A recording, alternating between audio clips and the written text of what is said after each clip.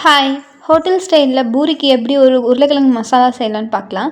அதுக்கு ஃபர்ஸ்ட் ஒரு கடாயில் ஆயில் ஹீட் பண்ணிக்கோங்க. கொஞ்சமாக கடுகு, கருவேப்பிலை, பச்சை மிளகாய் ஆட் பண்ணி நல்லா ஃப்ரை பண்ணிவிட்டு அந்த எண்ணெயிலே கொஞ்சம் சீரகம், சோம்பு, மஞ்சத்தூள் ஆட் பண்ணி 2 பெரிய வெங்காயம் ஸ்லைஸாக கட் பண்ணி ஆட் பண்ணிக்கலாம். ஆட் பண்ணிவிட்டு நல்லா மிக்ஸ் பண்ணி விட்டுருங்க. இது கொஞ்சம் கோல்டன் ப்ரௌன் வந்ததுக்கப்புறம் இஞ்சி பூண்டு பேஸ்ட் ஆட் பண்ணிவிட்டு 1 கப் பட்டாணி ஆட் பண்ணிக்கோங்க.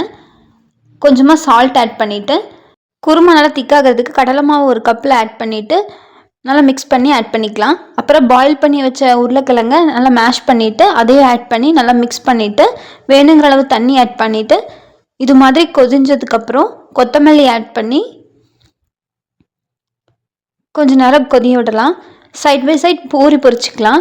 பூரி இந்த மாதிரி கிறிஸ்பியாக உப்பி வர்றதுக்கு நல்லா மாவு டைட்டாக பிணைஞ்சு ரவை 1 ஸ்பூன் போட்டு நல்லா பிணைஞ்சு எடுத்திங்கன்னா நல்லா கிறிஸ்பியாக உப்பி இந்த மாதிரி பூரி வரும். ஹோட்டல் ஸ்டைலில் இது மாதிரி பூரி மசாலா செஞ்சு பாருங்கள். உருளைக்கிழங்கு மசாலாவும் கார சட்னியும் பூரிக்கு பெஸ்ட் காம்போவாக இருக்கும். இது மாதிரி மோர் இன்ட்ரெஸ்டிங் வீடியோ பார்க்குறதுக்கு நம்ம தேவி சமையலை மறக்காமல் சப்ஸ்கிரைப் பண்ணிக்கோங்க. அப்படியே பக்கத்தில் இருக்க பெல் ஐக்கானை கிளிக் பண்ணிவிட்டு ஆல் செலக்ட் பண்ணிக்கோங்க.